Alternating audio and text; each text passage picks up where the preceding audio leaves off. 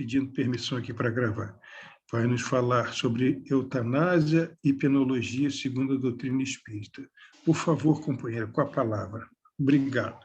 Eu que agradeço a você, a este centro que ilumina uma grande parte do nosso Rio de Janeiro, com todos vocês que buscam a prece, que buscam o melhor para o próximo. Então, é uma honra estar aqui com vocês novamente. E aí eu pediria à minha amiga para passar aí o primeiro slide. O tema é eutanásia, né, como você bem colocou, e vamos tentar desenvolver isso. Um dia você irá olhar para trás e ver que os problemas eram, na verdade, degraus para a sua vitória. E é uma verdade, né? Quando nós amadurecemos, quando nós vamos diminuindo os nossos desejos físicos, né? E olhamos por tudo aquilo que nós já vivenciamos e vemos os tropeços que tivemos, né? As quedas que, por hora, nos atingiram, a gente verifica que todo o esforço que fizemos para mudar isso mudou o rumo da nossa história. E se nós hoje estamos numa situação, vamos dizer assim, mais confortável do que os nossos irmãos em situação complicada, é porque tivemos, com certeza, algum mérito, né? Um esforço. Eu me lembro muito de Kardec, quando faz uma pergunta no Livro dos Espíritos, aos Espíritos, em que uma das coisas mais importantes que nós deveríamos ter, e a resposta dos Espíritos foi simples: a vontade. Então, quando nós não temos vontade, nós nos colocamos numa situação de pessoas totalmente dependentes, em pessoas que não vislumbram um futuro, não vislumbram um horizonte melhor. E, infelizmente, vivemos um momento de pandemia, complicado, em que muitos irmãos nossos não veem saída, né? Olham para o mundo de uma forma de que o mundo está perdido, que o mundo vai acabar, que ele é infeliz, e quando na realidade não é nada disso. Cada um é um, cada um traz dentro de si um Deus que é o mesmo, mas ele espera de nós uma mudança. Nós temos que também, como às vezes eu brinco com meu filho, né? Ele está comendo, eu falo assim, você quer que eu mastigue para você, né? E engula? Não, você que tem que fazer esse esforço. Então, é exatamente isso. Deus espera que nós utilizemos o nosso livre-arbítrio com a necessidade de nós nos expressarmos o amor que Ele tem. E como nós expressamos esse amor? Com a vontade. E essa vontade, ela é algo importante, porque sem ela nós não damos continuidade ao progresso. Sem ela, nós, vamos dizer assim, ficamos muitas vezes estagnados e não damos continuidade à nossa evolução. Então, busquemos estar sempre otimista diante das dificuldades, diante daqueles que estão na Terra, né, que cruzam conosco, que estão em momentos muito complicados, que nós possamos estender a nossa mão, né, o nosso ouvido, a nossa caridade, porque isso é caridade. As pessoas acham que caridade é só dar dinheiro, quando na realidade não é isso. A caridade ela está muito ligada né, a nós, em muitos momentos, como é o caso do Centro Espírita, né, com a conversa fraterna, auxiliar o próximo. Às vezes, as pessoas precisam, na maioria das vezes, alguém que nos ouça, que nos faça a caridade de ouvir e mude o nosso rumo diante da situação. A pandemia, né, ela nos trouxe assim um fechamento muito grande da maioria dos lugares, né, dos hospitais, das casas espíritas que estão se abrindo agora, graças a Deus, né, aos poucos, com todo o cuidado, porque as pessoas acham que depois que a gente toma a vacina, a gente está imunizado. Não é bem assim, né? Eu, semana passada, faz uma semana, um grande amigo meu, que eu diria a vocês, é um amigo fraterno, um amigo que é um irmão, né? E aí eu tive a notícia, a notícia muito triste para mim, né? De que ele havia partido e ele já tinha tomado as 2 doses da vacina. E exatamente agora que a coisa está amenizando, ele pegou o Covid e em 4 dias ele desencarnou. Então, continuemos com os nossos cuidados, né? Evitando o máximo, né? Nós estarmos em multidão, em contato com muita gente, e gradativamente os centros espíritas estão se abrindo, né? Eu já estou dando lives que não são lives mais, agora com a tecnologia eu vou ao local, dou a palestra para 15 pessoas presentes, estou com todo aquele cuidado, né? Mas também estou sendo visto pelo Facebook e pelo YouTube. Então, a tendência futura das casas espíritas é ser assim, utilizar-se da tecnologia, a qual nós estamos usando agora, né? E, ao mesmo tempo, estar presente na casa espírita, não com aquele número enorme de pessoas que assistiam presencialmente, né? 50 pessoas, 40, 100 pessoas, dependendo do tamanho do centro, e sim com um grupo menor, presencial, mas também com a utilização da tecnologia, que é o Facebook e o YouTube. Então, a tendência será essa, como acontece com as outras casas também, os nossos irmãos. Por favor, outro slide.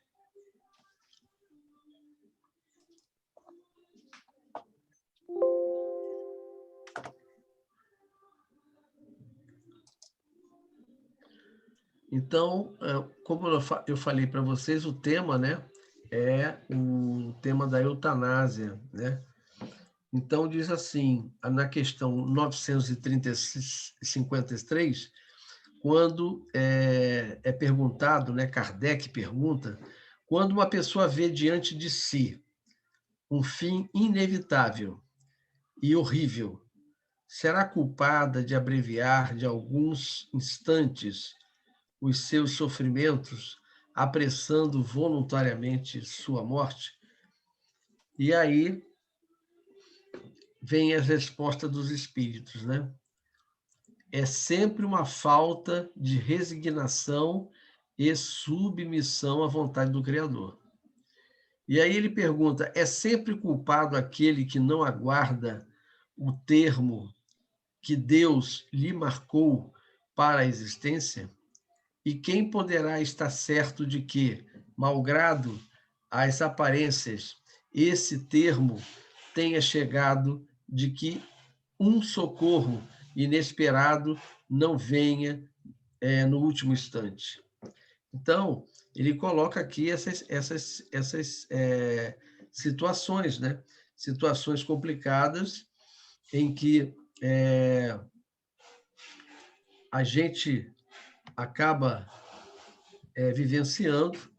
Acredito que todos nós já tenhamos tido situações de irmãos, de parentes que vivenciaram isso, né? e que, num momento, houve gente que concordava por causa do sofrimento do outro, e havia pessoas, né, e espero que tenham sido espíritas, dizendo que que não concordavam, que é o meu caso, né? E eu sei que é o caso de todos vocês que estão me ouvindo. Nós sabemos que cada um de nós temos um planejamento espiritual. E nesse planejamento espiritual, nós vamos vivenciar muitas coisas e vamos também ultrapassar aquelas situações com a nossa vontade, né, adquirindo méritos. E o que acontece quando outros querem interferir nesse processo? Porque quando a gente quer interferir no processo da dor do outro, é porque há também boa intenção. Com certeza há boa intenção. Eu não gostaria de vê-lo ainda sofrer. Então, eu gostaria de atenuar essa dor. Mas a ciência hoje, ela tem formas de atenuar essa dor, né, com medicamentos, N medicamentos, e a tendência é vir outros, mas não precisa você atenuar antecipando a morte, né, a separação do corpo da alma por vontade própria. Nós estaríamos usando o nosso livre-arbítrio negativamente. E isso faria que nós passássemos a ter um elo infeliz com aquele que nós supostamente gostaríamos de auxiliar. Deus sabe as nossas verdadeiras intenções, os amigos espirituais sabem das nossas intenções, mas nós também sabemos, através do Espiritismo, né, da codificação, que nós não temos não devemos fazer isso, não devemos antecipar a volta para o plano espiritual daquele que está num momento de dor. Pode ser horas, mas sabe lá se haveria uma situação em que ele, tomando uma medicação, ele se recuperaria? É isso que os espíritos estão falando. Então, a gente interferindo, a gente não abre o leque de opções. A gente, pelo contrário, fecha esse leque de opções, fazendo com que o nosso irmão esteja sob a nossa como é que eu vou dizer para vocês? Sob a nossa interferência. E ele diz ali numa resposta, né, na letra A, concebe-se que, nas circunstâncias ordinárias, o suicídio seja condenável, mas estamos figurando o caso em que a morte é inevitável e em que a vida só é encurtada de alguns instantes. E ali na letra B, ele diz assim: quais, neste caso, as consequências de tal ato? Uma expiação proporcionada, como sempre, à gravidade da falta, de acordo com as circunstâncias. Então, essa expiação inevitavelmente vai ocorrer, né? E, como vocês sabem, existe uma diferença de prova e expiação, né?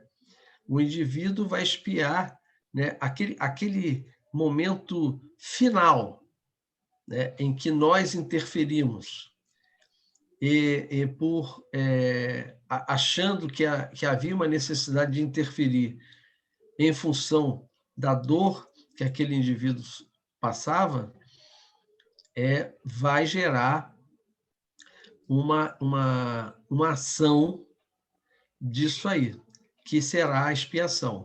Então, é inevitável, nós não fugimos daquilo que nós teremos que passar.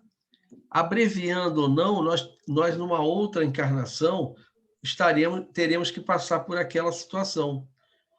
Teremos que vivenciar, expiar, né? mesmo tendo uma conduta na outra encarnação melhor do que aquela que a gente vivenciou. Talvez muito tênua, dependendo das nossas atitudes nessa nova encarnação, mas que nós vamos expiar, com certeza iremos. Próximo, por favor. Deve alguém pôr termo às provas do seu próximo quando o possa, ou deve, para respeitar os desígnios de Deus, deixar que sigam seu curso? Já vos temos dito e repetido muitas vezes que estais nessa terra de expiação, para concluirdes as vossas provas e que tudo que vos sucede é consequência das vossas existências anteriores. Tudo que vos sucede é consequência das vossas existências anteriores. São os juros da dívida que tendes de pagar. Esse pensamento, porém, provoca em certas pessoas reflexões que devem ser combatidas devido aos funestos efeitos que poderiam determinar. Se nós utilizarmos o nosso livre-arbítrio de uma forma em que eu, sabendo que vou morrer, que eu acelere esse processo, isso é suicídio. Vocês sabem disso, né? E, infelizmente, o tempo que ainda deveríamos estar na Terra, esse tempo será somado aos juros daquelas expiações que eu estou vivenciando. Nós temos condições de mudar o nosso, vamos dizer assim, aquilo que está planejado por nós, com certeza, né? Aquilo que está planejado dentro de um nosso caminho, nós temos como mudar, atenuando, né, em muitos casos, situações em que nós passaríamos momentos trágicos, né? Então, tipo assim, eu, na minha programação, iria sofrer um acidente onde eu trabalho, onde eu vou trabalhar, e perderia o braço. Mas, como eu adquiri muitos méritos, eu vou sofrer aquele acidente, mas perco apenas um dedo. Então, vocês podem observar como a gente pode interferir no nosso livre-arbítrio. Basta que queiramos. Mas muito de nós estamos ainda naquela fase da música do Zeca Pagodinho, né?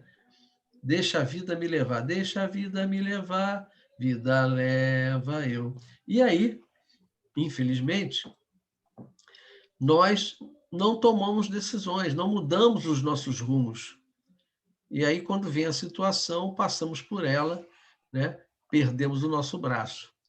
E muitos de nós dizemos, né, porque somos ainda ignorantes de ignorar, dizemos que Deus está nos castigando, quando, na realidade, Deus não castiga ninguém.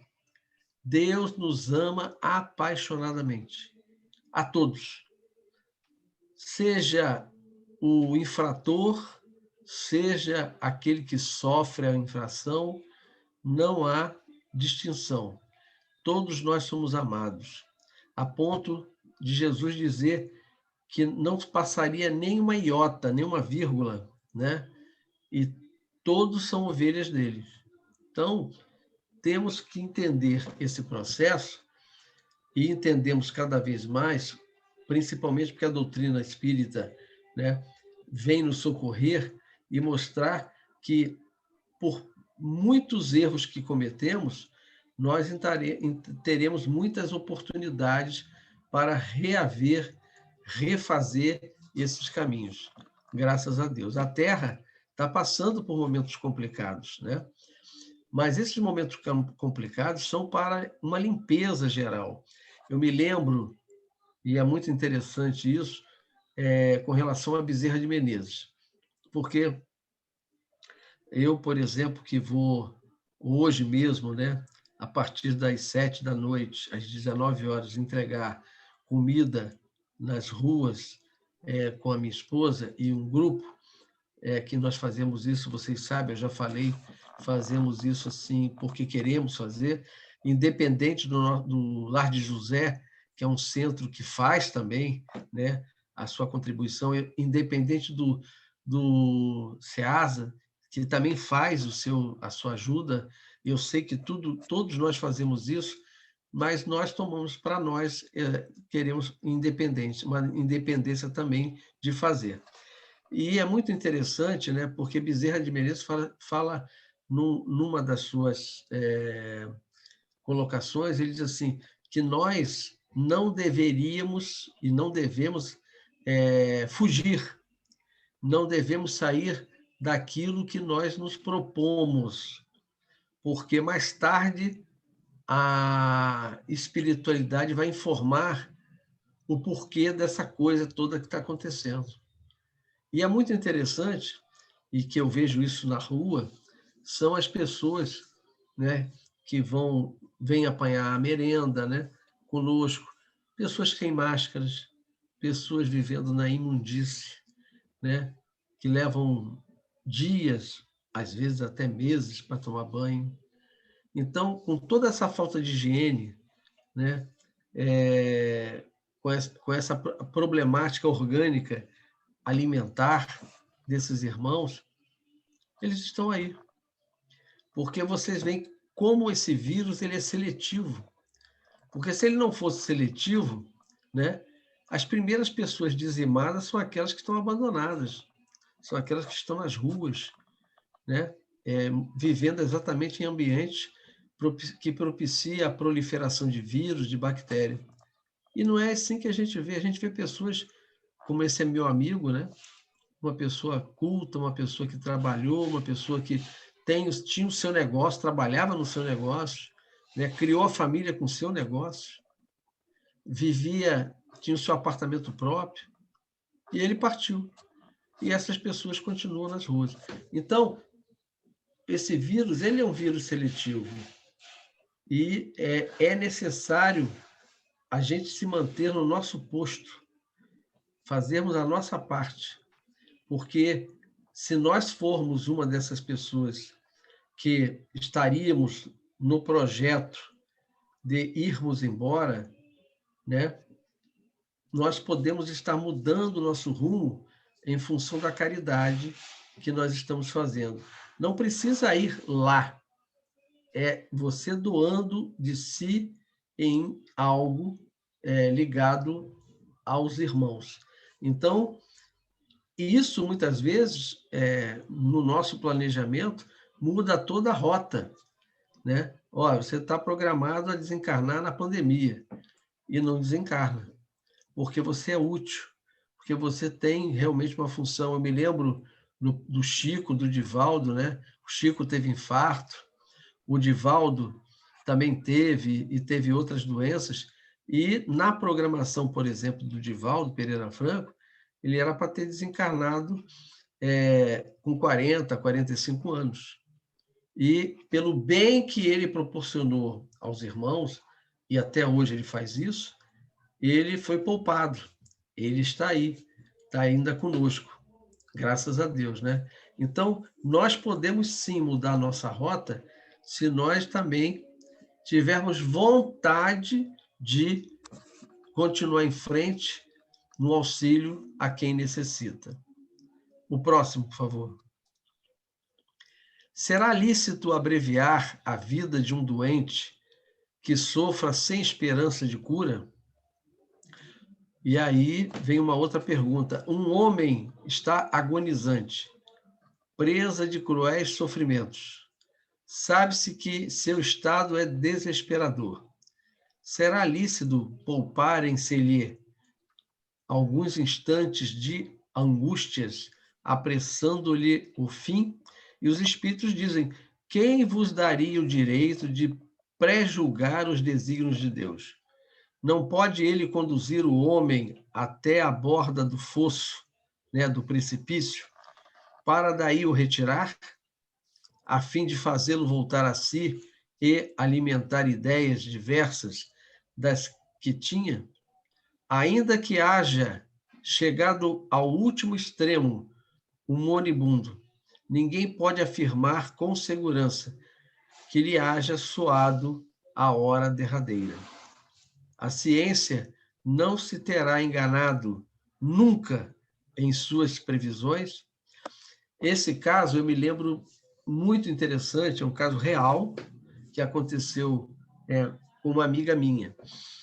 Quando eu a conheci, o nome dela é Cristina, eu já a conheci adolescente, mas na época, antes da adolescência, né, eu conheci os pais dela.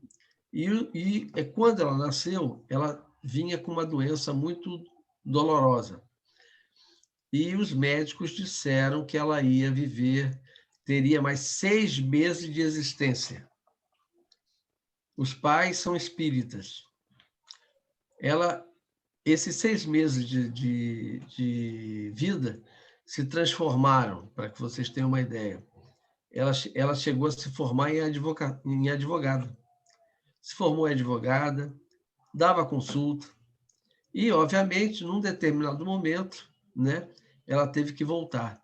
Então, como é que nós podemos dizer, quem somos nós para dizer, né, e condenar aquele outro, dizendo, como foi o caso dos médicos, né, que dentro do quadro do prognóstico, eles chegaram à conclusão, olha, dentro desse quadro, a nossa vivência diz que ela tem mais 6 meses de vida. E ela viveu até a fase adulta, ela morreu com quase 40 anos, desencarnou com quase 40 anos. E foi uma pessoa que sofreu muito, né? Ela tinha uma lei, e ela era daquelas pessoas que era para morrer logo, e não morreu. A primeira transfusão de sangue que ela tomou, ela pegou HIV. Então, vocês veem, né? Ela convivia com HIV a vida toda, a existência toda. Claro, surgiram no meio do caminho diversos medicamentos, né, que ela se utilizou e ela foi ampliando a existência dela. Mas chegou um ponto, né, que ela veio a desencarnar. Eu me lembro perfeitamente de que ela não era espírita. E aí eu perguntei a ela, eu encontrei com ela fazendo uma quimioterapia, e perguntei assim, Cristina, agora como é que está a sua vida aí? Você acredita na doutrina espírita? Já leu alguma coisa? E aí ela disse, não, eu agora acredito no espiritismo. Aí eu falei, mas por que você acredita? Porque eu passei por uma experiência de quase morte. E essa experiência de quase morte não tem como você não acreditar. Eu fui fazer uma cirurgia, porque meu antebraço, né, meu osso estava muito fragilizado, para colocar um metal. E durante a cirurgia eu tive uma parada cardiorrespiratória e desencarnei. Eles fizeram massagem cardíaca, tudo que os médicos da época podiam fazer no Hospital dos Servidores do Estado, e inclusive me cobriram, né, que eu havia desencarnado. E eu estava fora do meu corpo assistindo tudo aquilo. Conscientemente, eu assisti todo aquele processo, né? Até que, de repente, eu comecei a sentir uma atração e voltei para o corpo. E isso correu no hospital por muito tempo. Por quê? A enfermeira chegou para ela estava no CTI, e a Cristina virou para a enfermeira e disse assim, eu quero até agradecer a você, fulana, né, pelo carinho que você teve comigo. Você perguntou ao médico por que eu tinha desencarnado, e aí o médico respondeu você e tal. E a enfermeira ficou assustada, virou para ela e falou assim, mas como é que você sabe disso? Alguém te contou? Porque você estava morta. Aí ela falou assim, não, eu vi tudo. Eu vi você falando, vi a resposta do médico que foi tal, tal, tal, tal. Então aquilo virou fofoca, né? Correu ao Hospital de Servidores, tudo. Então a morte não existe, né? E nós não temos o direito de antecipar nada. Por favor, outra. Condenação a eutanásias. A eutanásia é um bem nos casos de moléstia incurável. né? Veja só, não vou nem ler, vou ler daqui a pouco o resto.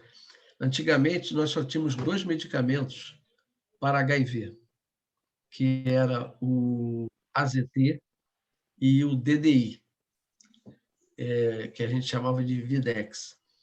Esses 2 medicamentos, quando não funcionava um, depois não funcionava o outro, eles eram somados. E aí a pessoa ainda tinha sobrevida. Hoje, nós temos mais de 100 medicamentos dessa área. Então, como é que nós vamos ter a ousadia de determinar o tempo de existência de alguém? E aí, Emmanuel diz aqui, né?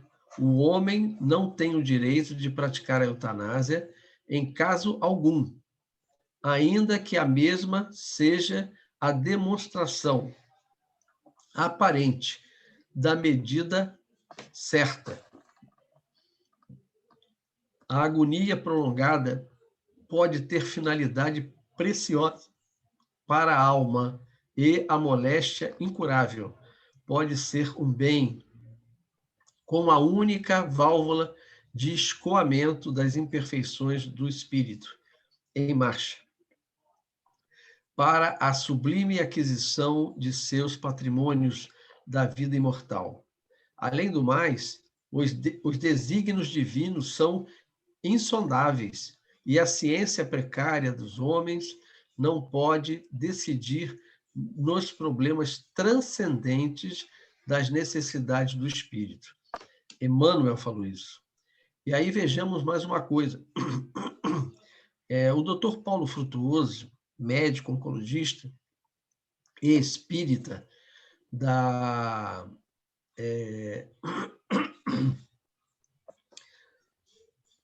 de uma casa espírita, né? Ele já escreveu diversos livros e ele diz que, por exemplo, o indivíduo que tem câncer, né? Toda a negatividade, né? Toda aquela expiação que o indivíduo está vivendo, ela fica retido no corpo. Então, quando o espírito se libera do corpo, da parte material, ele deixa ali na matéria, como se fosse um mata-borrão, tudo aquilo que ele tinha de problemáticas expiatórias do passado. Então, por isso que nós não temos o direito de abreviar nada.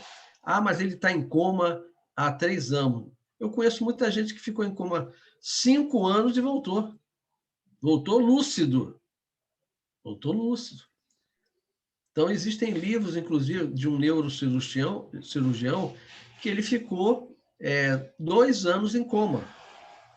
E ele fala que, apesar de estar em coma, ele ouvia tudo, né? Ele pensava, ele via as decisões que os médicos, os colegas queriam tomar, que queriam desligar o aparelho.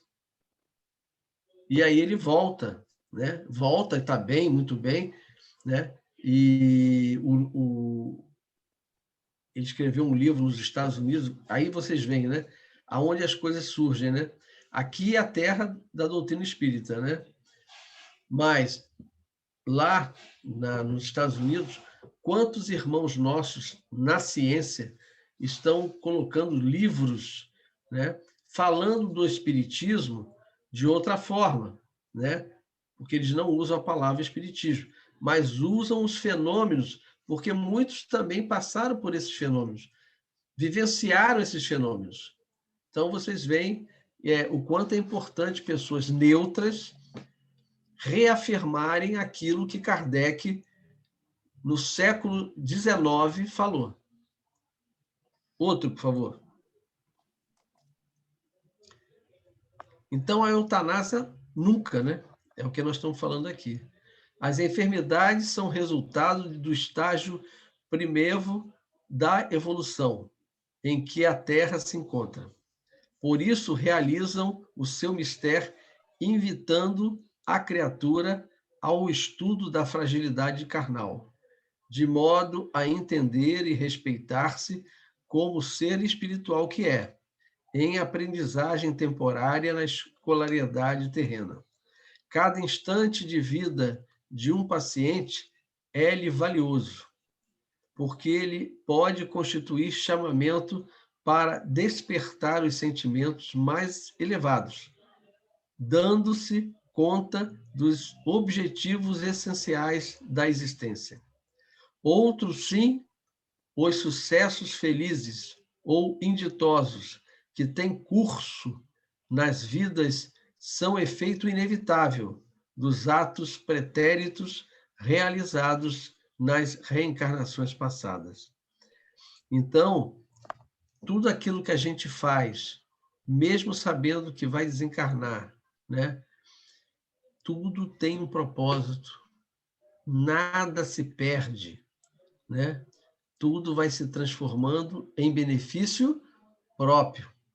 E assim é que nós devemos ter na nossa mente. Claro, se você tem uma doença grave, crônica, e que você sofre com a dor, existem medicamentos para isso. Utilize-os. Não é para que você sinta dor, fique sofrendo nesse sentido. É para que você passe pela problemática, mas não se destrua. Não antecipe a sua volta dentro do quadro que você tem. Então, nós podemos fazer isso sim. É que nós ainda somos egoístas, né? Nós ainda trazemos em nós coisas que nós temos que burilar, lapidar para melhorar. E o egoísmo é uma delas. Então, eu não quero sentir dor. Aí eu pego, então me dá injeção letal e eu acabo. Até hoje, em alguns países, existem isso. Você pode fazer, né, uma morte assistida, não é ilegal, né? É a mesma coisa que eu falar da eutanásia em relação ao bebê, né? Porque se não for um aborto espontâneo, o aborto provocado, o aborto premeditado, né, é uma eutanásia sem que aquele que poderia falar alguma coisa não tem condições de falar. Outro, por favor. O próprio Cristo arrancou Lázaro das trevas do sepulcro, para que o amigo dileto conseguisse dispor de mais tempo para completar o tempo necessário à própria sublimação. E é verdade, né? Jesus necessitava fazer aquele fenômeno de retirar dos mortos e se utilizou de Lázaro. Mas todos vocês sabem, né? Porque eu sei que vocês são estudiosos, que está lá na Bíblia, né? Quando as irmãs de Lázaro, primas de Jesus, pedem a ele que vá até o cemitério para fazer alguma coisa, né? Porque Lázaro estava enterrado, estava morto, Jesus pede a elas calma, calma. Ele está dormindo. O próprio Cristo sabia que ele não tinha morrido ainda, né? E ele se utilizou do fenômeno para propagar, né, o cristianismo. Então, isso é muito importante, porque Lázaro morreu, né? Lázaro tinha uma doença, né, e que, naquela época, era pior do que hoje, né? Você não tinha a parte eletrônica para ajudar. E aí você examina, o coração parou, está morto. Mas o coração dele não tinha parado. Na realidade, estava com um batimento cardíaco muito baixo, muito tênue, que às vezes nem com o aparelho a gente consegue, o estetoscópio, a gente consegue auscultar, de tão baixo que é. E naquela época, pior ainda. Tão grande é a responsabilidade espiritual no suicídio, quanto na prática da eutanásia ou morte suave, antecipada, conhecida na tradição popular por chá da meia-noite.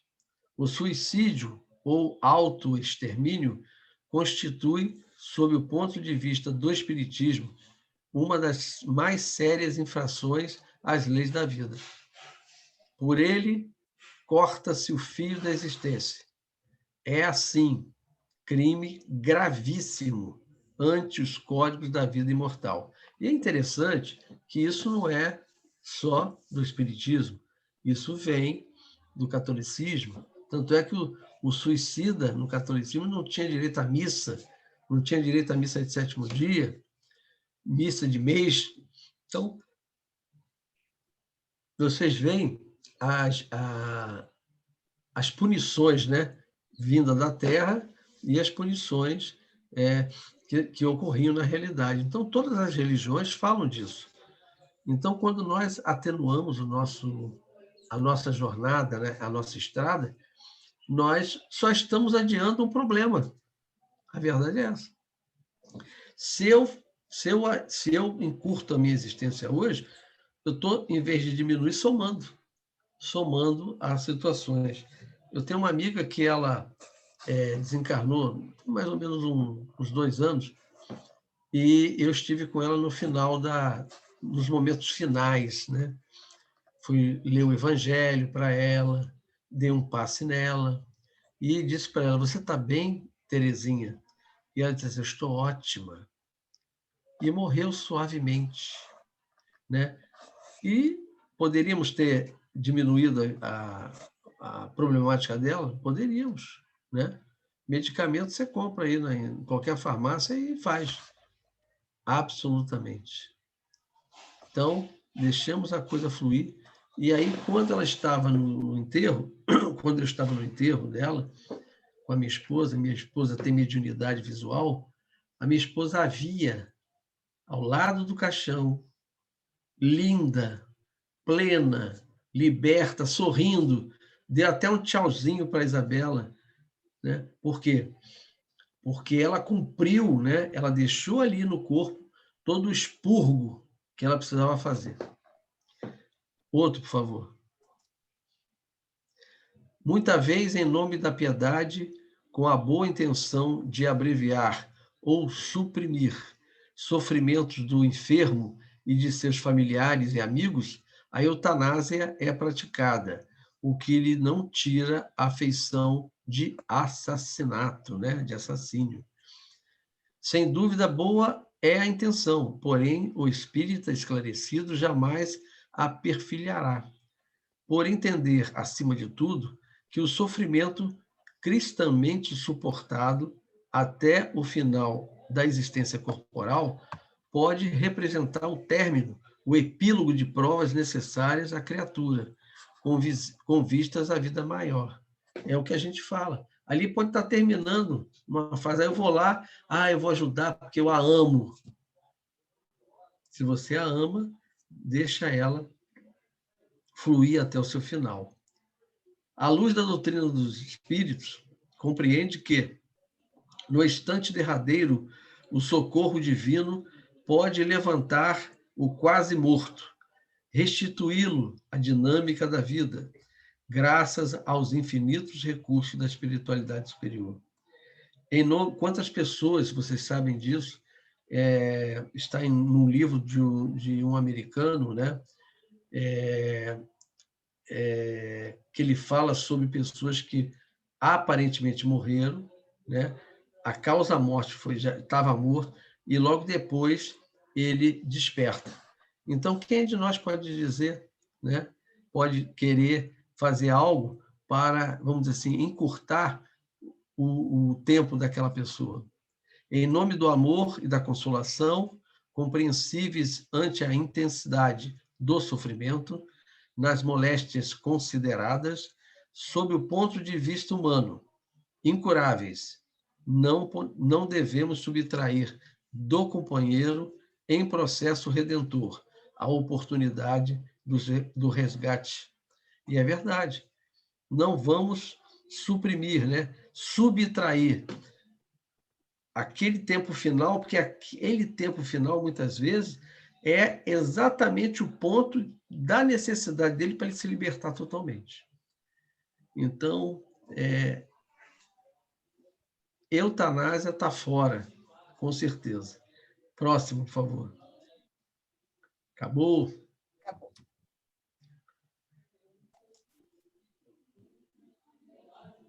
Alguém quer perguntar alguma coisa?